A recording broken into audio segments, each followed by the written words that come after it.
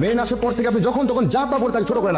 আপনি আমাকে বলেন ওকে কেন বলেন? আহা স্বামী, ফুফু তুমি আমাকে বলতে দাও, আপনি ওকে যাতে বলতে পারবেন না। কেন পারবো না? আর সে আমার বিবাহিত স্ত্রী। ও আপনার বিবাহিত স্ত্রী, আপনারটা খায়? আপনারটা খায় না। যার স্বামীর 1 টাকা ইনকাম করার মুরদ নাই, তার বউরে তো কথা শুনতেই হবে।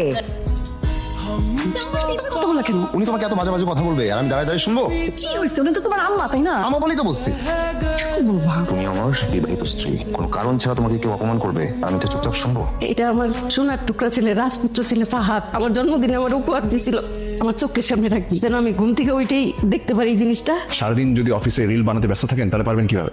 স্বামী, কত বেলা হয়ে গেছে, এখনো কেন ঘুমাচ্ছ? উঠো। ঘুমাইতে দাও। তো বেলা পর্যন্ত ঘুমায়।